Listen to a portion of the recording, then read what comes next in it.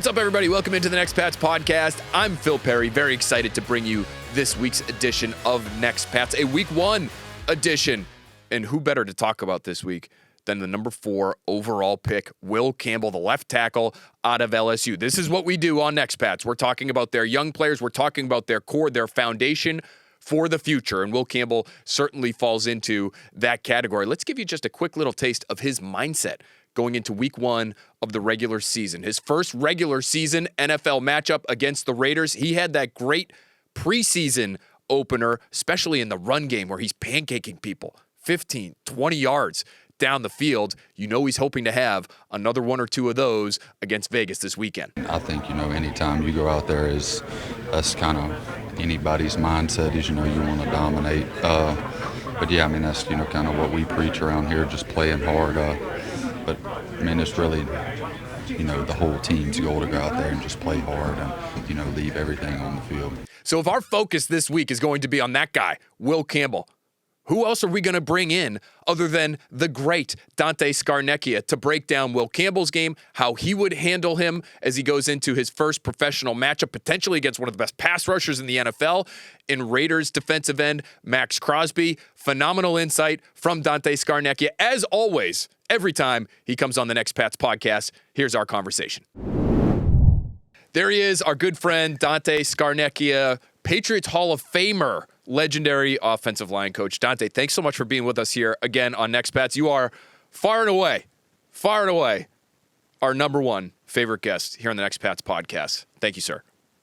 You're very kind to say that. I think it's a little bit hyperbole on your part, but let's move on. No, you've been with us from the beginning. You've been with us many times on this podcast. We really appreciate you. Always give us the insight that we need when it comes to this part of the game that, hand up, I don't understand all that well. I'll admit it. I think it's part of the game that people at home would love to understand more about. So it's great to have you on with us. And I want to ask you first about this year's group, Dante, because there is one sort of big picture conversation. There's obviously one big individual player on the left side that I want to ask you about too, and Will Campbell. But first, sort of the bigger picture interest for me is that they have 2 rookies who look like they're going to be starting on the same side of the offensive line. And I wanted to ask you, I was trying to think back, Dante, you could correct me. I can remember maybe 2016, you had 2 rookies starting on the line, but I don't think they were next to each other. It was Karras and Tooney at right guard and left guard.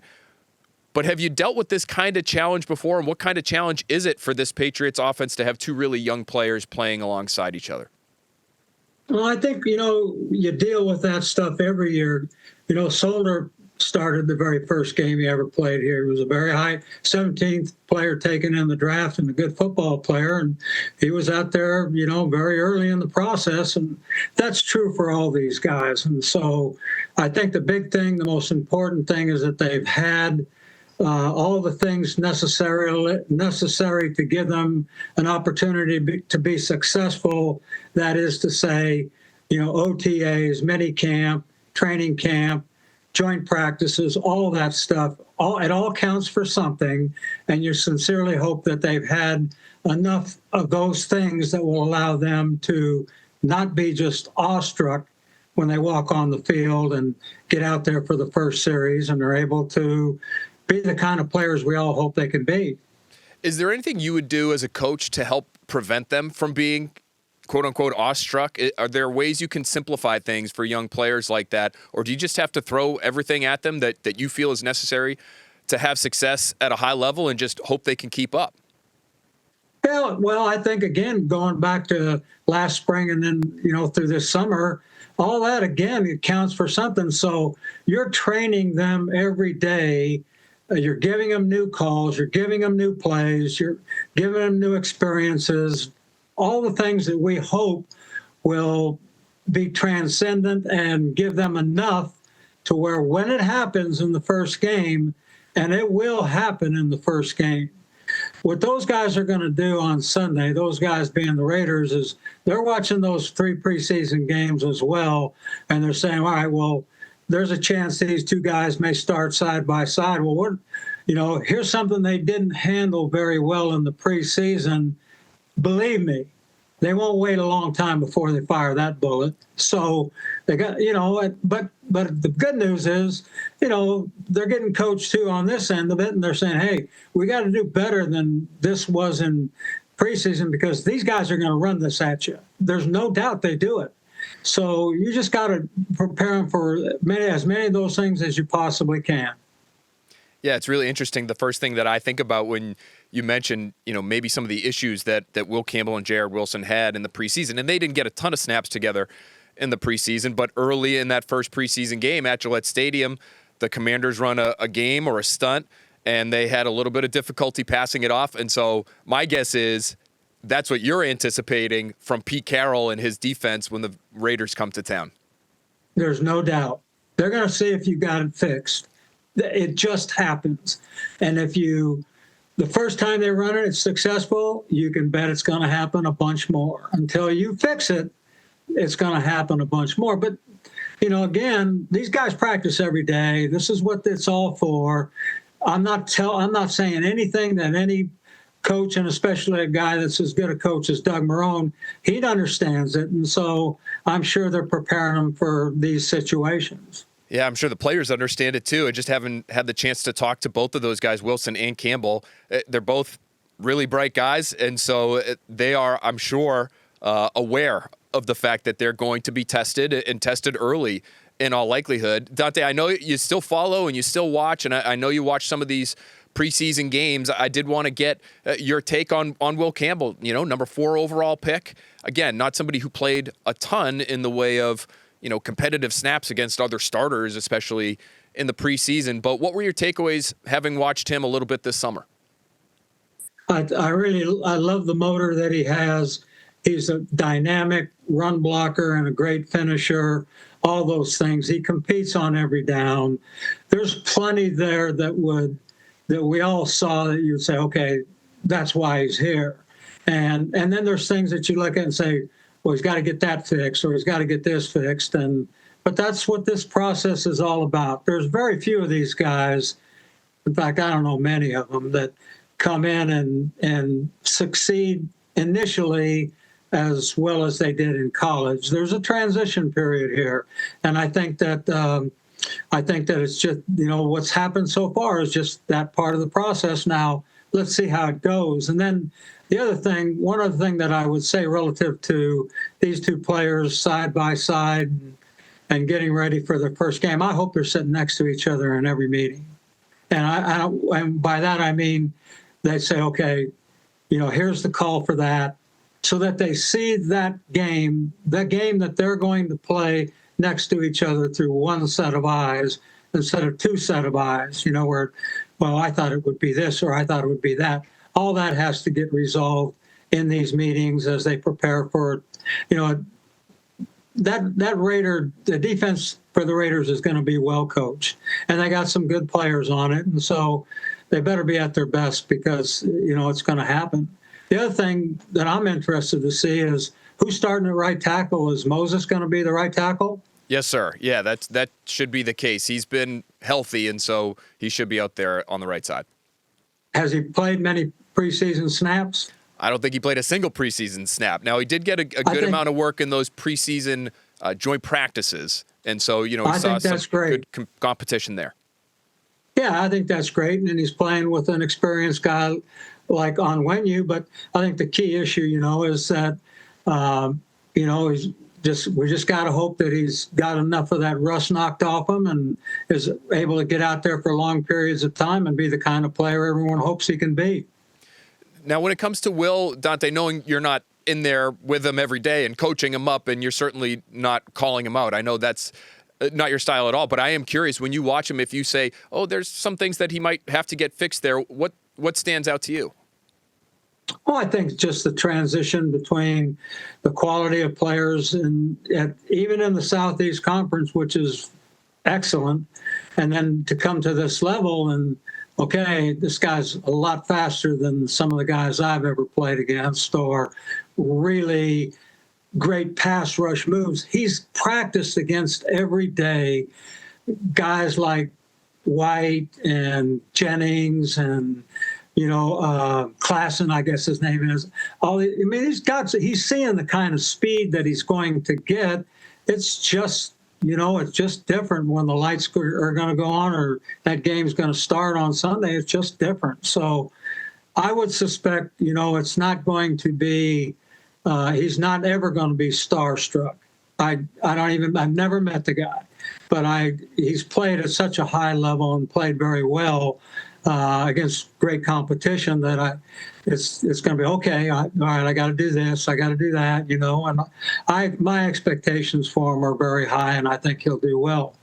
And I know it's on the TV copy when you're watching him, and again, it's not a ton of reps, but his length was something that we talked about a lot leading up to the draft. You and I talked about arm length sort of in general, in offensive tackles especially, for a piece that I did on NBCSportsBoston.com. Did his length show up to you at all in the preseason, Dante? You've worked with shorter arm tackles in the past. Matt Light is the first one who comes to mind.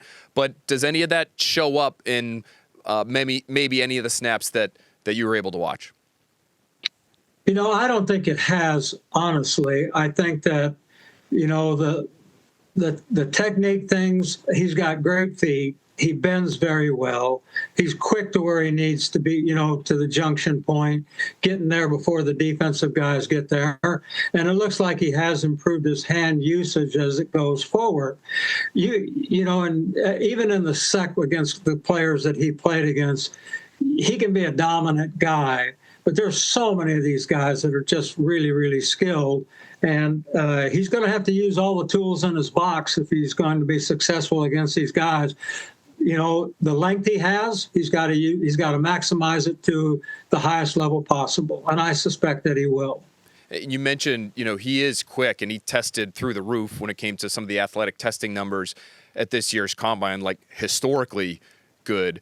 One of the things that we've noticed, and it didn't maybe necessarily show up as much in the preseason games, and so maybe it's one of those things that he was able to improve upon as the summer went on. But every once in a while in practice, Dante, whether it was in the one-on-ones or even in some of the 11-on-11 periods, he would use that quickness to get outside and get to that junction point that you talk about. And then maybe every once in a while he'd get beat inside by a counter move and a really good athlete on the edge, putting his foot in the ground and going the opposite direction. How would you try to help him on that front as an offensive line coach? Is there something that he can do to guard against both? You want to use that quickness to get out to where he needs to get to, but then maybe he's leaving himself a little bit vulnerable inside at times. Yeah, I really believe this. And, when you work for Belichick, like I did for such a long time, nothing irked him more than to see a pass blocker set a guy to his outside, in particular, let's say as a tackle. You ever set a guy nose to nose when he's lined up outside of you? That's a big mistake. And the reason is you give him three places to go: inside, through you, or around you. If you set him inside out, okay, you're really giving him two places to go: through you or outside of you. And so we always have harped on inside out. And the other thing that I think is really important that goes along with that, and people may or may not be able to understand this, but the blocker always wants to have his weight inside the midline of his body. If your weight's on your inside half, that's your strongest side, and coincidentally, the shortest path to the quarterback. So if you get your weight too far to the outside, especially in your upper body, it's just they're going to see it. They're going to club you, and they're going to have the shortest distance. So I think those are the most important things that we've always taught, that we always harped on, that we always felt were important. That give them two places to go, but never give them three. Always carry, and this is true for the guards and true for the centers against offset nose tackles.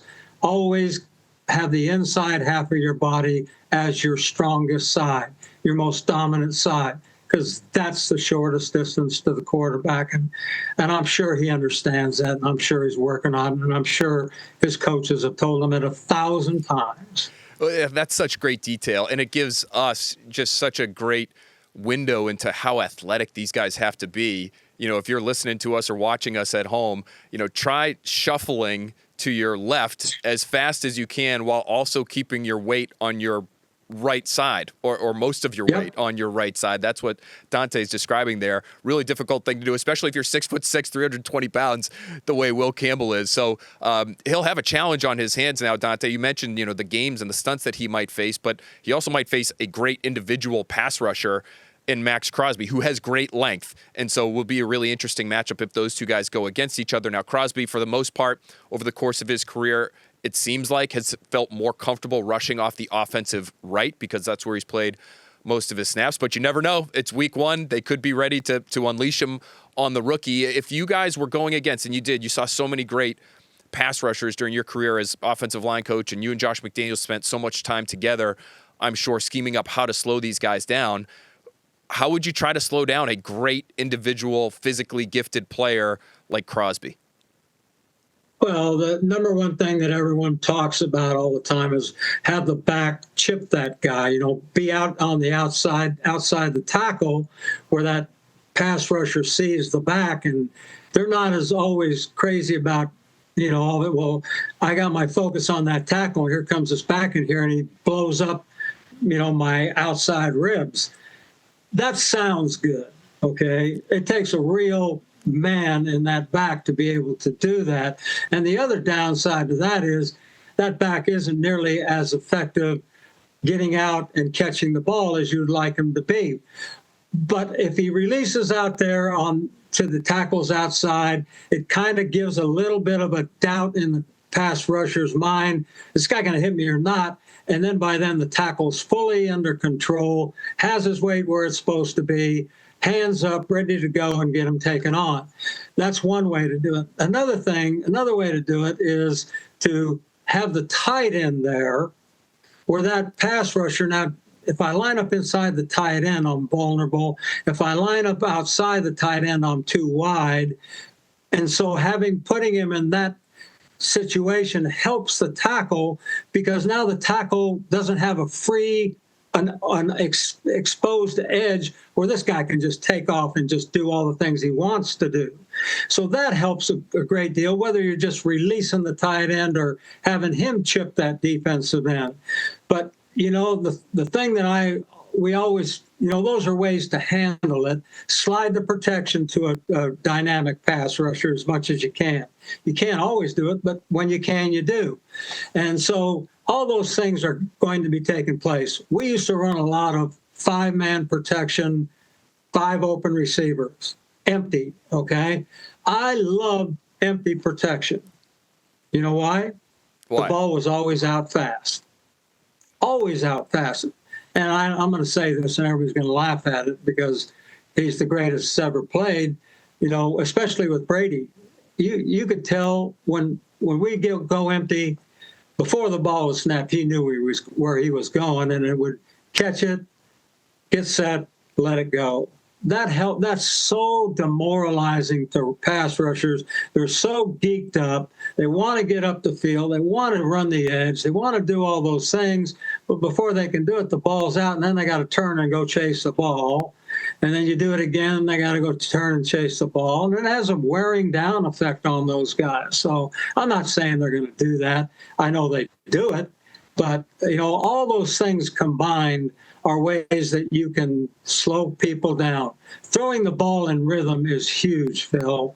If this is designed to get the ball out on the 5th or 7th step, and, all that stuff really helps a great deal. And Josh has a tremendous amount of experience, as do all those coaches there right now. And I would suspect, they're all unilaterally on the same page as to what we have to do and how we have to do it and how best we can make this a possible thing to have success against a dynamic guy like Crosby. He's really good. He's really good. Well, Dante's going to be fascinating to see how they handle him and the rest of that Raiders defense on Sunday. Thank you so much for being with us here on Next Pats, for teaching me about offensive line play, for teaching our audience about offensive line play. You are the best, my friend. And your spot atop the all-time list of Next Pats guests, it's secured, my friend. It's secured. Thanks a lot, Phil. You do a great job, and I really appreciate you having me on. Phenomenal stuff there from Dante Scarnecchia. Thanks so much to him. Coming up on the Next Pats podcast. We're talking some college football. Let's highlight some potential Patriots draft picks in 2026. We're going to do this every single week on the Next Pats podcast. It's our Who's Next segment. We're also taking some of your questions, and our mailbag is all coming up on Next Pats. Don't move. All right, welcome back to the Next Pats podcast. We're going to launch right into our Who's Next segment. This is where we are going to identify some potential Patriots draft picks. I know the draft's a long way off in 2026, but it is never too early. You know it. I know it. So let's get right into it. And let's start with a player you know, Mike Vrabel will love. Out of the Ohio State University, it's safety Caleb Downs. Now, he's not the biggest. He's right around 6 feet, maybe even below 200 pounds. He's not the fastest either, but he's incredibly intelligent. He was part of that Ohio State defense that really flummoxed Arch Manning and the Texas offense last week. He can get sideline to sideline, and he will come downhill and play violently. You know Mike Vrabel will love that as well. A lot of turnover in that safety room here in New England, and they do have Craig Woodson. They do like Jalen Hawkins, but if he can be a staple for this defense moving forward, that is something that the Patriots should be interested in. Keep an eye on Caleb Downs. He will be one of the best players in the draft for 2026. Next up, out of Arizona State, a receiver. Don't have N'Keal Harry flashbacks on me, friends. It's Jordan Tyson, 6'2", about 200 pounds. He is a contested catch maven, and he has all kinds of yards after the catch ability. He caught 12 passes for 141 yards and 2 scores against Northern Arizona last week. He'll have a little bit more difficult matchup potentially this weekend against Mississippi State. But again, keep an open mind. This is not N'Keal Harry. This is somebody who has the potential to be the kind of number one receiver the Patriots don't have. He should be a first-round pick next spring. Finally, let's go to Ruben Bain, the edge defender out of Miami. Talk about violent. He absolutely took the Notre Dame offensive line to the woodshed last week. He picked up 5 pressures, a hit, and a sack, and just 16 true dropbacks for that Notre Dame offense. He was dominant. They couldn't stop him. And here in New England, yes, you have Harold Landry. Yes, you've had a nice find in K'Lavon Chaisson, but are either of those guys necessarily the long-term answer at one of the most important positions on the football field? Never a bad idea to add pass rush help, especially early in the draft, where the freakiest of the freaks tend to go. Ruben Bain looks like one of them freaks. All right, let's finish this edition of Next Pats out with a little mailbag. We have a couple questions here that I think are really important for us to hit on before the first game of the season. The first one's from Carlos Lopez. He says, "Hi, Phil. How would you imagine the running back touches play out in the season opener? Do you think it'll be a heavy rotation throughout the drives, or do you think we could see a specific running back dominate the snaps early on? Thanks." Carlos, it's a great question, and to me, it's going to shed some light. However the Patriots choose to handle it will shed some philosophical light on how Josh McDaniels is going to handle this position in 2025. His history has been for these guys, these running backs, to have very specific roles. Think LeGarrette Blount, early down hammer, right? James White, true third down back. Dion Lewis, sort of a do-it-all reserve type. You can start him if you need to, but you probably don't want to go the entirety of the season having that guy handle the football 20, 25 times because he's just not built for it. So until further notice, I'm going to assume that Josh McDaniels is going to have these 3 backs, Ramondre Stevenson, Travion Henderson, and Antonio Gibson, in very specific roles. My guess is they're going to want the bigger back, Stevenson, to handle the bulk of the early down work, with Antonio Gibson, who has some good size as well, being able to spell him at times. Whereas Travion Henderson, you get your third down specialty there. You have your 2-minute, your hurry-up back in Travion Henderson because he is so effective in the pass game, had such a tremendous summer. Now, I think they should use Henderson even more than that, but he's about 5'10", about 200 pounds, and if you want him to handle the football 25 times a game like he's a true 3-down workhorse back, you might not have him for very long. So until further notice, let's assume that these roles are going to be divvied up into very specific subsets, but perhaps there is always the chance, and again, I think they should do it, they give Henderson the ball more because he is that true home run threat who is liable to score from anywhere on the field, wherever he touches it. Next question Let's get right to chewing gum with Lloyd Braun. He says, Phil, how are we feeling about Kyle Williams? There seems to be a lot more talk about the rest of the Patriots rookie class, including the undrafted rookies. Lloyd, I agree. And Kyle Williams has flown a little bit under the radar. Unfortunately for him, he suffered that head injury in the preseason against the Minnesota Vikings. He had really been coming on in practices leading up to that game. And I would even argue in the preseason game against the Commanders, he had 2 different scoring opportunities, one from down in tight in the red zone right at the goal line, one deep down the field where Josh Dobbs just simply couldn't connect with him. Then in the joint practices against Minnesota soon thereafter, he's getting open again. Deep down the field, just can't connect with Drake May. I thought those were 2 of maybe Drake May's most wayward throws were down the field to an open Kyle Williams. Otherwise, it was a pretty good, 2 days of practice for May. But again, you were seeing Williams create separation on a regular basis. And then in Minnesota, he starts to make some plays there as well and ends up getting hurt. So we should be talking more about Kyle Williams. I do think, based on how they've used receivers in practice, guys like Stephon Diggs, Pop Douglas, Kayshon Boutte, and Mac Hollins will all start ahead of Williams on the depth chart, but he gives them a real speed element that they don't otherwise have. And so I wouldn't be surprised, even if it is a lighter workload for a third-round rookie, if as early as week 1, Kyle Williams has a real role as a return option, as a receiver, especially in specific situations if they want to test the Raiders deep. All right, that's going to do it for this edition of the Next Pats podcast. Thanks so much for listening. Thanks so much again to the great Dante Scarnecchia for joining us. We'll be right back here next week talking more Patriots football and about what might be coming next for them here on Next Pats. We'll see you then.